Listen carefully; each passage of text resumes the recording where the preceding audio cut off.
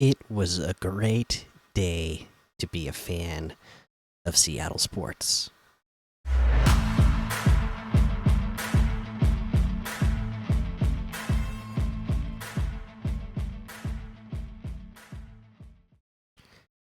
Welcome back to another episode of the Seattle Sports Show where we love Seattle pro sports. I'm your host, Mikey, and today, what the main topic is that we are here to talk about is your Seattle Seahawks picking up the win in New England to start the season 2 and 0 and have the lead of the NFC West division. All right. Um, Before we get to that, though, I definitely had to give a shout out because, you know me, I am a Seattle sports fan. I'm watching all the teams. Um, my work is insane right now. So it's actually making it even easier for me to watch sports than ever. Normally, I'm a father of five, so I try to watch as much sports as I can, but I got to balance that out, right? I got to play with the kids, got to do stuff with the wife, so I don't always get to watch as much as I would love to watch if I could. But right now, my work is so insanely busy and so insanely disorganized right now.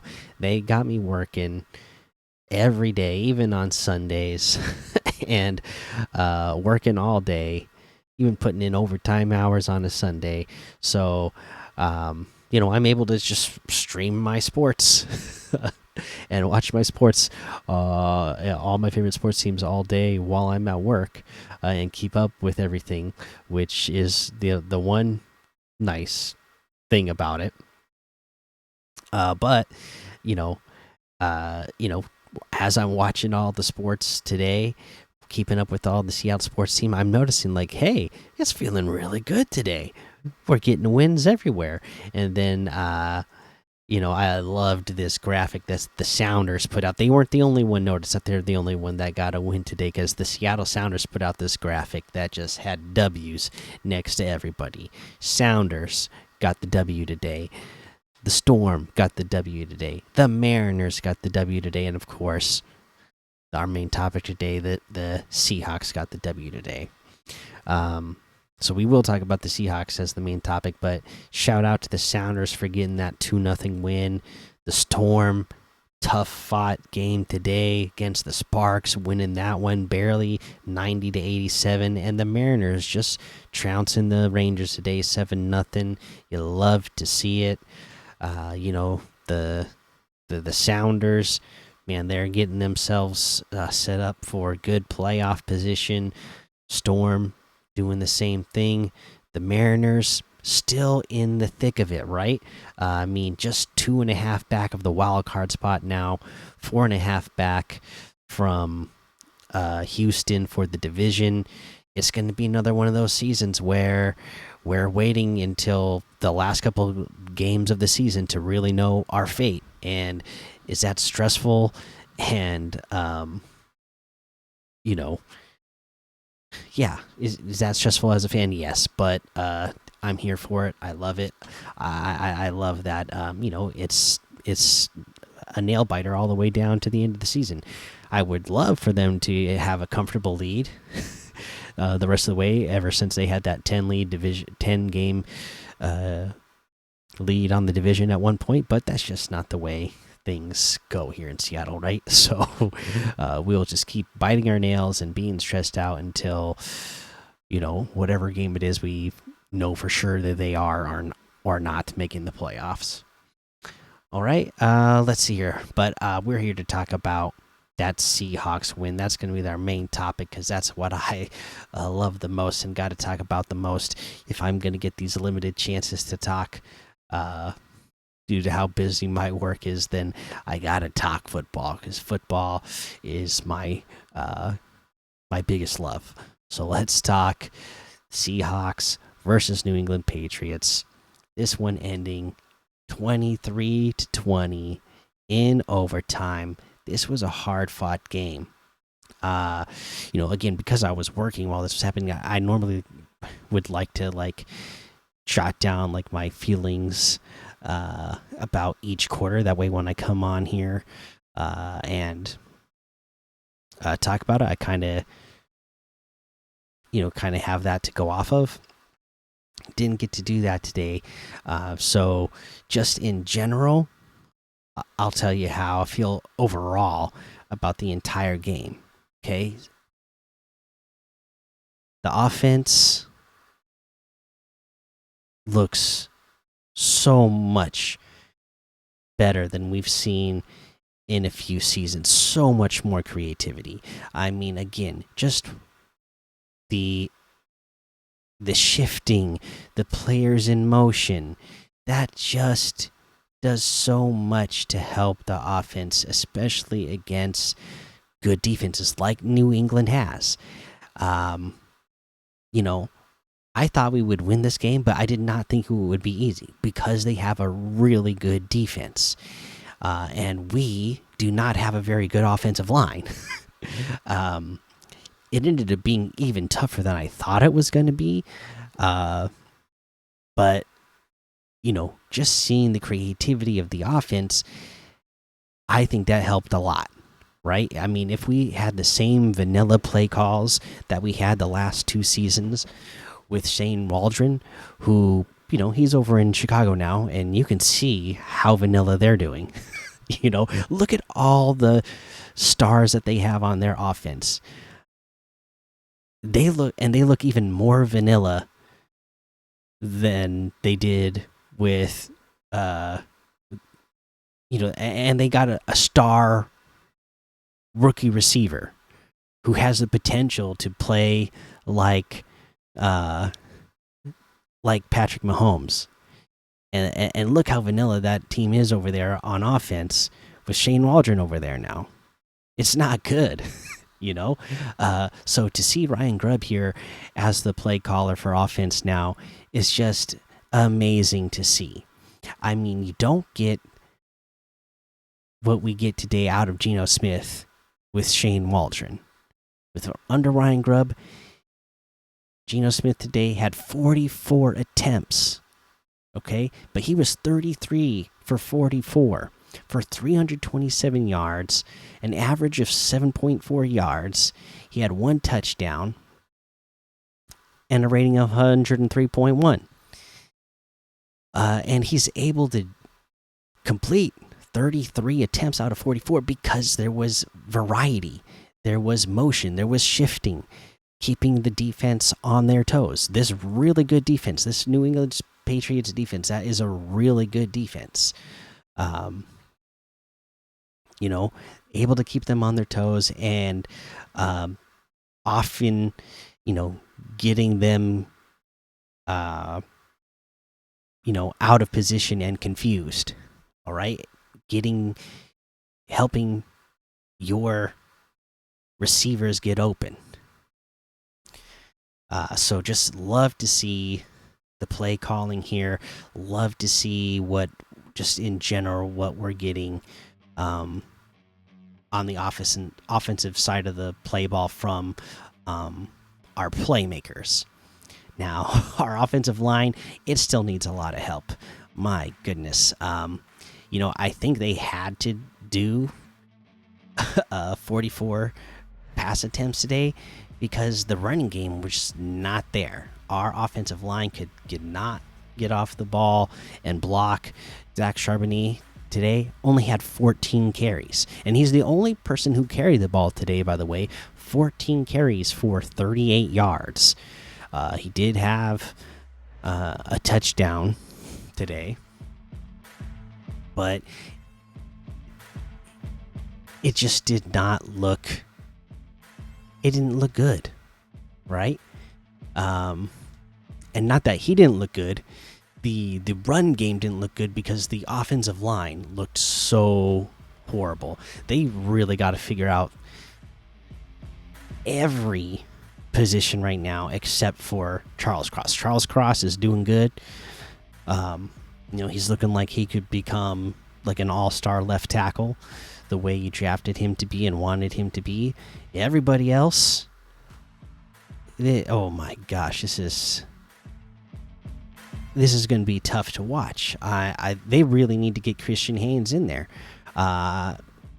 Either a left guard, right guard. I don't know how they want to mix it up and how they want to do it.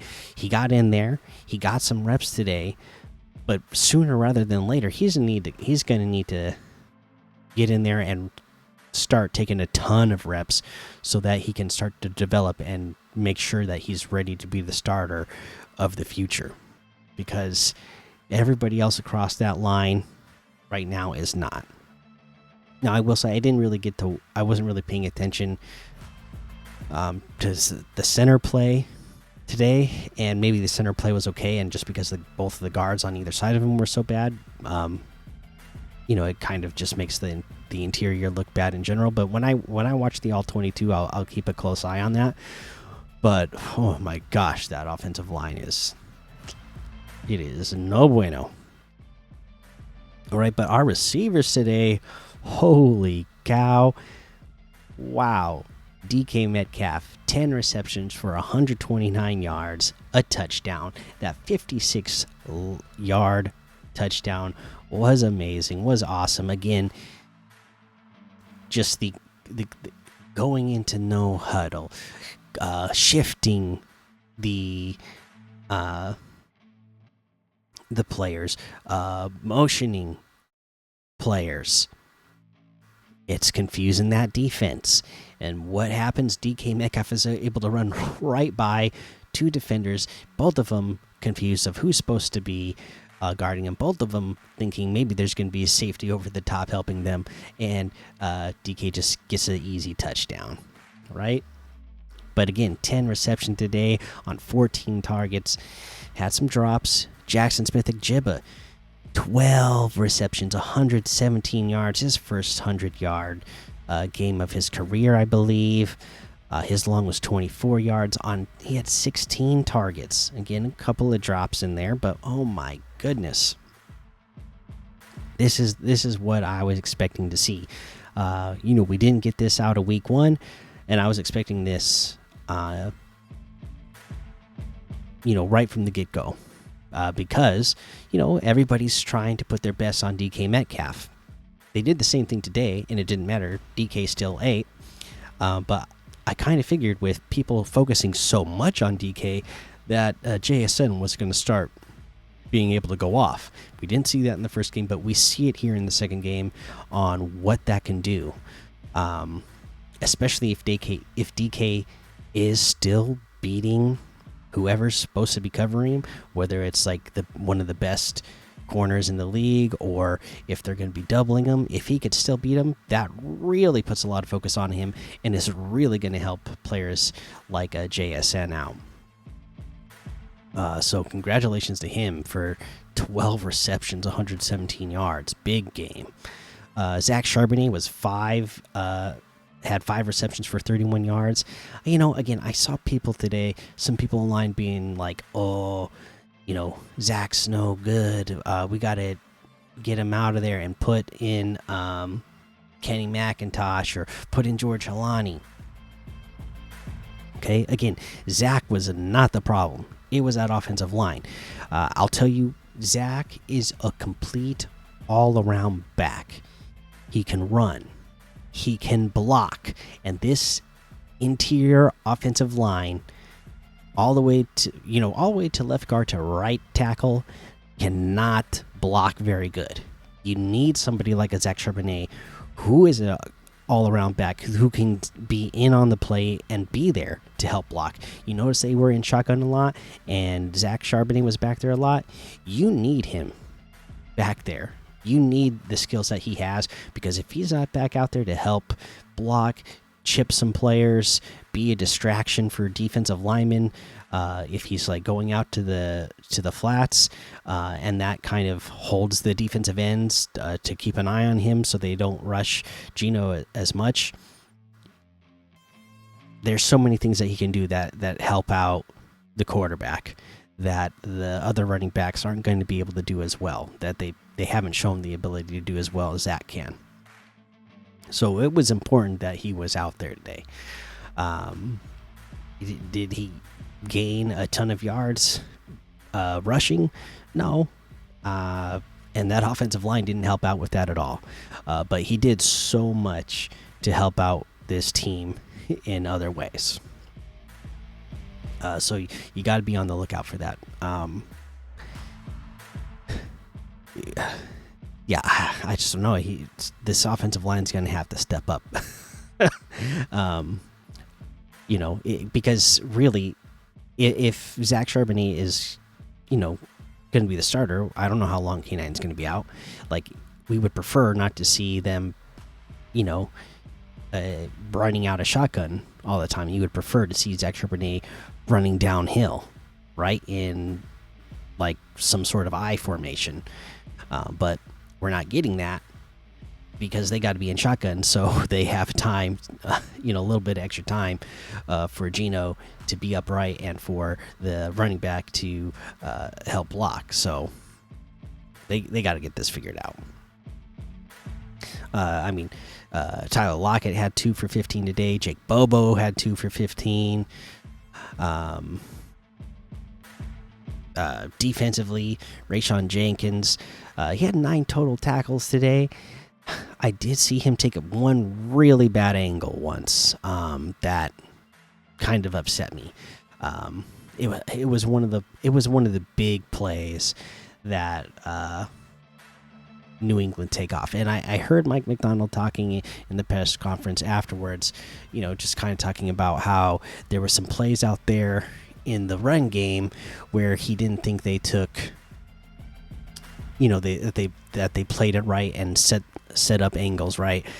And I don't remember the specific play again because I was working at the same time as watching, but there was a play where I saw Jenkins just take a horrible angle, where it still would have been a big gain. If he would have took the proper angle, maybe it still would have been 10-15 yard gain, but it wouldn't have been like the 20-something or 30-something yard gain that it was. So, there was still as good as the defense did today, because they did well again today in certain areas. They were still really horrible against the run today, which was giving us flashbacks to last year, right? I mean, we gave up 96 yards to Antonio Gibson. We gave up 81 yards to Ramondre Stevenson. We gave up 185 yards total running. It was not a good run defense effort. We do not want to see this again. With an all new defensive front scheme and getting some new players up front as well, and putting some players in new positions to help out. I was hoping we would not see a game as bad as this one was again today, but here we are. So now we have to question ourselves about how good is this defensive front? Was week 1 what we're going to see of, or is week 2 more more indicative of the way that they're going to play? I don't think it is, but here it is in front of us, so we have to take that into consideration. And again, not until I see the all 22 and really go back and look and try to figure out why we were so bad against the run today will I be able to really know. But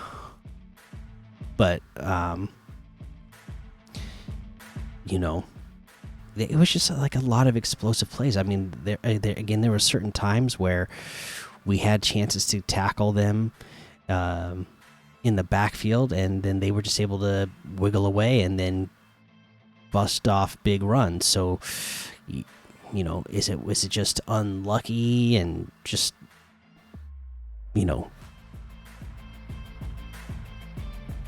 good effort by the running backs that you just tip your hat to them, or are we going to look at the tape here and see some things where we really say, no, this needed to be way better? I'll be interested to see the tape. But yeah, overall, I mean, good. This was a good game. I mean, nothing really to mention. No. We should mention special teams because you know what? We gotta give a shout out to Julian Love for blocking that field goal towards the end of the game there. So we definitely giving a shout out to special teams. Jason Myers 3 for 3, but yeah, Julian Love getting that block on the field goal attempt with less than 4 minutes left in the game. That was huge. That was a big game changer. That allowed us. That's what saved us and allowed us to go into overtime and then eventually pick up the win. So yeah, a fun game today. Again, just watching the way this passing game can work. And again, that's with all the pressure that Gino was still seeing today. With how bad that offensive line was playing today, we're still able to produce, in the passing game that way. Now, if this offensive line, if they can just start playing a little bit better, maybe we start seeing this sort of performance every week. But, I don't think we're going to be able to play that bad along the offensive line every week and get this sort of performance. It's just not going to be realistic. So hopefully we can get that improved. But yeah, I don't want to dwell it on too much because I mean, ultimately we got the win and we want to celebrate that. Gino was just on the money today, spot on. He's the guy you want. Again, he's I don't know. I got this friend. He's kind of